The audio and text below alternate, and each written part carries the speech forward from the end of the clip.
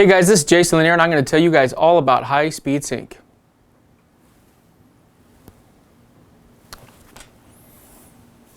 Guys, one of the most frequently asked questions I get is about high speed sync. I get asked all the time how to do it, what it means, why it's important. It's something I teach a lot at my workshops, so if you want to learn more about it than this video is going to teach, go to jasonlanier.com/workshops and you can find a workshop that works for you. I will teach it at any of my workshops.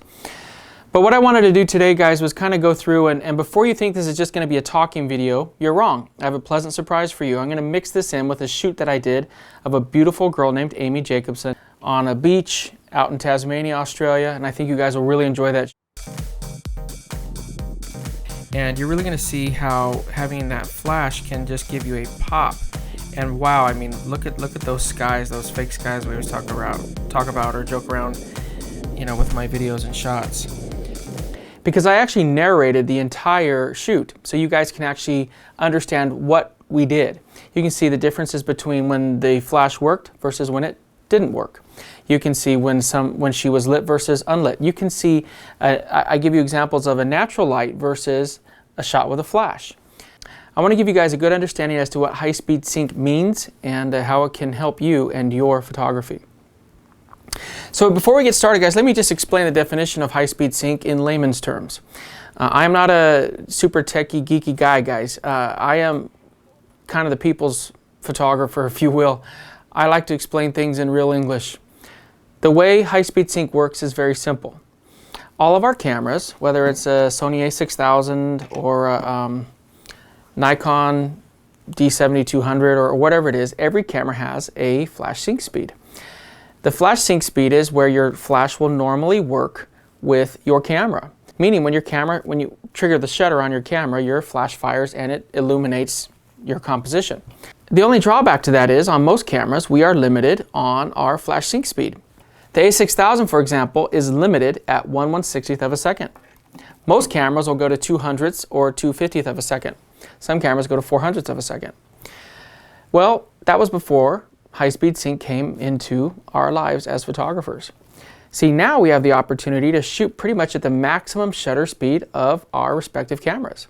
Meaning we can shoot at 4,000ths of a second, that's the max shutter speed on the a6000, or we can shoot at 8,000ths of a second, which is kind of the industry norm for most bigger cameras. So that's going to cover, you know, a lot of the Nikons, Canons. It's going to cover all of the A7 series, the full-frame mirrorless cameras with Sony. I just want to put this out there. This video isn't just about Sony. This is about everybody being able to use high-speed sync. There will be some Sony-specific things in here, but it won't be too much. And the reason I want to do that is I just want to teach what high-speed sync is, regardless of what you use. The good news is for Nikon and Canon users, you guys already have a plethora of options available to you with high-speed sync. The good news for Sony users is in the last year, we have seen a huge shift in manufacturers coming to the table and offering us high-speed sync options. The video that you're going to watch is actually a video that I shot before these options were available. This was shot in November of 2015 in Australia, as I said. And what I did was I used a simple configuration where I used 4 different Sony cameras. And again, it doesn't matter what you shoot, I don't care. But 4 different Sony cameras to show that it could be used on all 4 of them. At the time, I used the A7R2, A7 II, A7S, and the A6000. I put a Pixel King trigger onto the hot shoe of, onto the hot shoe of the camera. And then, this is just a basic configuration here, guys. Then so this is the transmitter. Guys, this is the transmitter. This is what transmits the signal to the receiver. This is a basic setup, okay?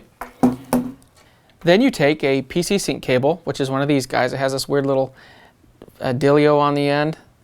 Looks like Beaker or something from Muppets. And it goes right on here into this space here, the PC sync input, or the port. You slide it in there. Now you have a PC sync cable attached to your receiver. Well, here's what happens. All this does is I have here a ProPhoto B1. Now I've used the Flashpoint Rove light. That's actually what I shot the video with. I've used the Interfit S1. I've used the Photox Indra. And this is the ProPhoto B1. All of them have a PC sync input. Okay, this on the ProPhoto B1, the PC sync input is right here. It just looks like a headphone. connectors. Just like looks where you plug your headphones in. It's the same exact size. This guy goes in here, okay? And guess what? I can now fire high speed sync, or in some lights cases, I can fire hypersync, and I'll explain that in a minute. I can fire and get all the shots I want at a maximum shutter speed. Now for the Sony users out there, I always get this question, what triggers are these? These are the Pixel King's wireless TTL flash triggers. Okay, that's what they are, guys. And you can't find these at B&H or Adorama. You have to get these guys off eBay or Amazon. I think they're like 100 or something bucks, 200 bucks maybe. So like I said, Canon and Nikon already have a lot of great options. You know, speed lights, for example, the speed lights for Canon, Nikon, and Sony are all now high-speed sync capable. You just have to make sure you turn the high-speed sync on your flash. Turn it to on. Some of the flashes will automatically detect when you're in high-speed sync because you actually go over your flash sync speed. So if you're on your camera at 2/50th of a second and you push it up, what ends up happening is on some of the on some of the newer flashes for Canon, Nikon, Sony, it'll automatically adjust and you'll see a little high-speed sync. Sometimes it's like a lightning bolt. You'll see an icon pop up on the flash letting you know that you are shooting in high-speed sync. You need to be careful. Some of the flashes will only fire, like the Sonys will only fire high-speed sync when the flash is at 90 degrees for some reason. Other flashes won't. You have to find the best one that works for you. There's other third-party manufacturers that have speed lights that work in high-speed sync. Yongnuo and Nissan have some of them. Phoenix has some by the Metros system. I have gone away from those, and the reason I've gone away from using speed lights for any of my high-speed sync work, unless I'm in a huge pinch, is very simple. You use high-speed sync to overpower the sun. Speed lights typically aren't powerful enough to do that. And or if they are, the recycle time on them is very bad. A lot of the times when you're shooting with high-speed sync, you're shooting at very high power ratios, meaning you're shooting at 1:1 or half power, quarter power. That has a serious drain on the battery. I know that when I use the Phoenix Metros, for example, when I would shoot in high-speed sync, I would get 10-15 minutes out of those flashes and I was done. I've used the Nissan systems, and when I use the Nissan systems, my big complaint about those is, quite frankly, the flash fires very inconsistently. The Yongnuos is a great, cheaper option, but I've had a lot of inconsistency issues and a lack of power and recycle time. Now, they're only 80-90 bucks, so you get what you pay for. I get that. But when it comes to high-speed sync, when you're getting serious about it, I think you move into the mono lights, okay? This, for those who don't know, this is a monolight. What does a monolight mean? A monolight means that it's all one unit, meaning that it's all self-contained. There's no cables, attached batteries, all that stuff. The battery is actually on the unit. I love monolights. I've used many, like I said earlier, from many different manufacturers. I use 4 or 5 different monolights. In this video, you're going to see me use the Flashpoint Rove light. That's a great cheap option for those out there, cheap being a relative term. It's about $400 or $500. It's great because it works. I've used it in many, many videos. I no longer use it because, quite frankly, it broke on me. And the recycle time on the Rove light was it's like 4 or 5 seconds. Some of the examples that you'll see in the video, when you see the flash not fire, that's part of the problem with using a system like the Rove light. It's great for a setup shot, but if you're doing like a model fashion shoot like you're going to see me do in the video, it's tough because what ends up happening is the flash doesn't fire when you need it to, and sometimes there's that perfect moment. I found that when I shot with the Rove light at weddings, again, it's a great light, but because of that recycle time, I would miss moments when I wanted to shoot in high-speed sync, and that was a bummer. I love the Pro Photo, for example, because it has the fastest recycle time in the business. So why is it that you want to shoot high-speed sync? Why do you need to exceed your flash sync speed on your camera?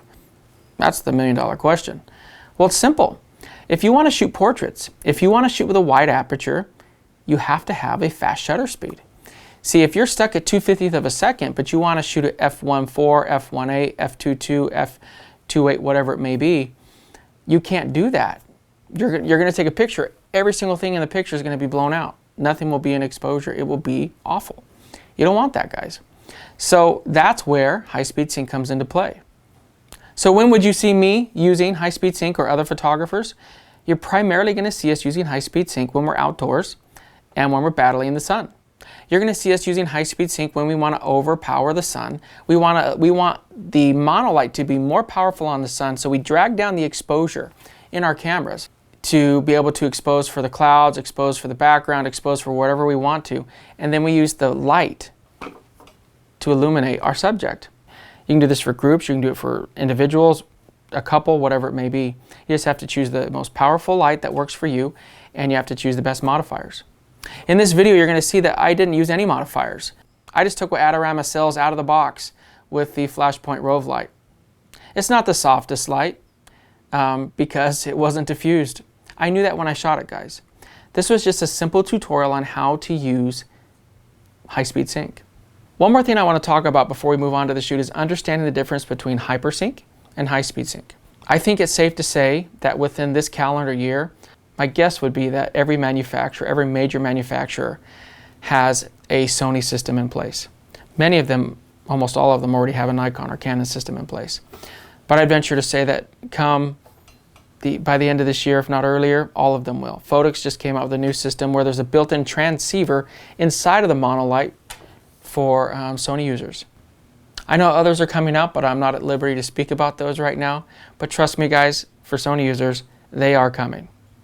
Godox just came out with one, for example, that I had a chance to use. There are a lot of options coming for Sony users. But what I've been doing, because I get asked most frequently about my setup with the Pro Photo. Truth be told, the Pro Photo is a hypersync system. It's hypersync only for Sony, meaning I have to fire this at 1:1. See, when you're firing in hypersync, what the flash is doing is letting out one big long flash. And you have to fire it at full power for you to be able to shoot above your flash sync speed. You're still using the same high-speed sync triggers, but you're only getting hypersync.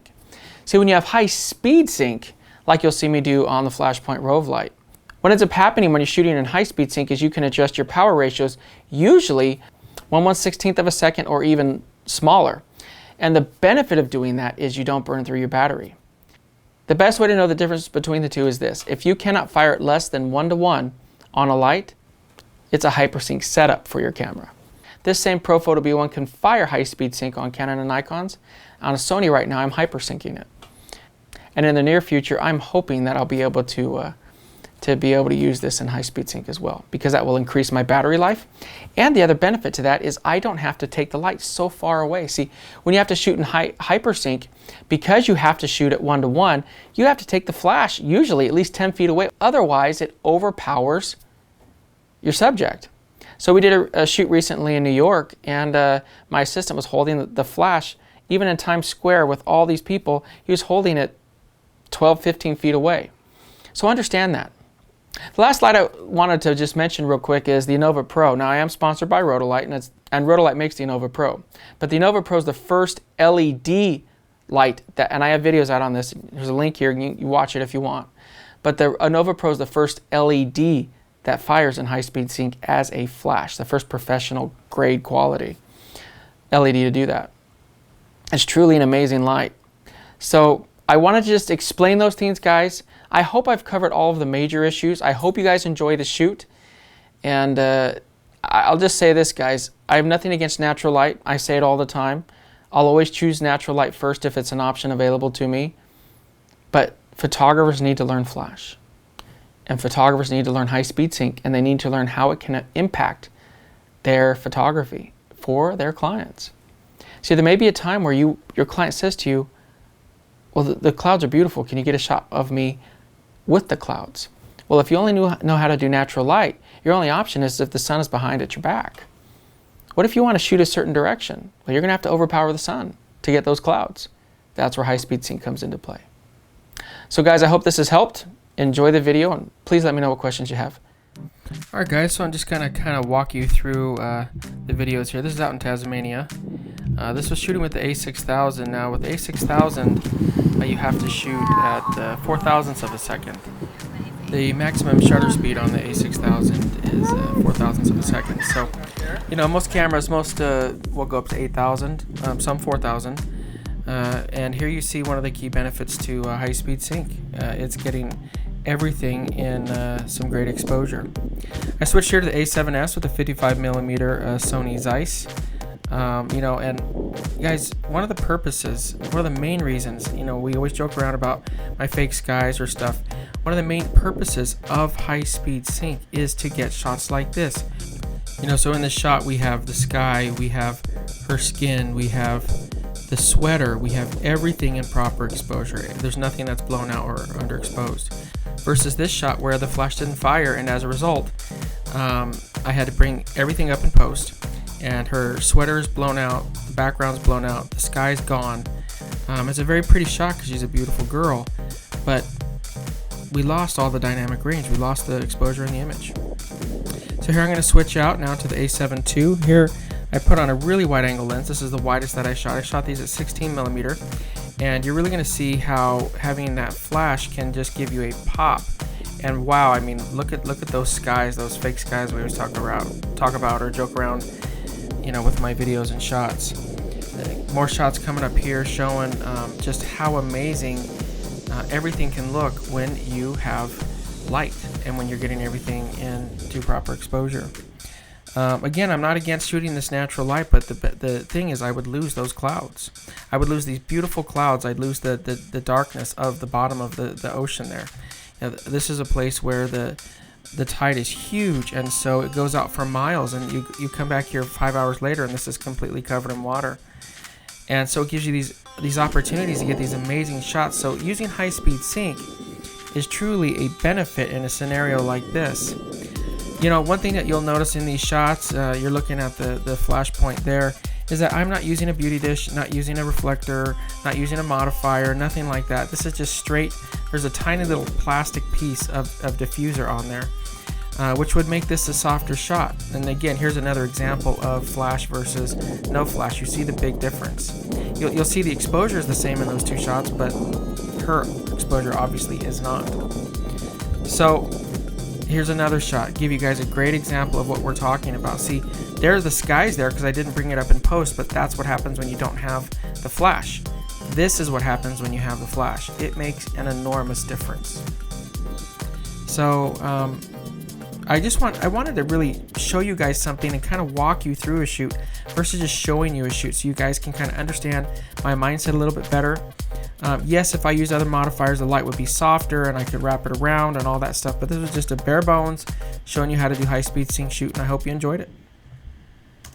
So I hope you guys enjoyed the video. I really do. I hope you guys enjoyed the shoot. Amy was an awesome model. A huge thank you to Amy. Thank you to Greg Bird for filming it for me. What a pal he is. He came and took me around all over Tasmania for a couple weeks, and he shot the video and did a great job. I wasn't able to take a videographer in Australia, and he did a wonderful job shooting that. So thank you to Greg. Thank you again to Amy for she's gorgeous and she's just so happy, and she really made the shoot and just gave me some great shots. And thank you guys for watching. So make sure to click on notifications so you get notified every time I release a new video. Like I always say, keep shooting, never give up on your dreams, find the right gear that works for you, and remember, you only have one chance to get it right. Talk to you later. Bye. You guys still here? Hello? Talking to you. Hey guys, if you want to learn online with me, go to patreon.com/Jason Lanier Photography, and you will be able to continue this craziness online from anywhere on planet Earth with me. If you want to join me live, go to jasonlanier.com/workshops, and you'll get to see me in my full glory live and in person, guys. I think there's a smudge on there. Is that it? Yeah, I got it. Talk to you later, guys. Bye.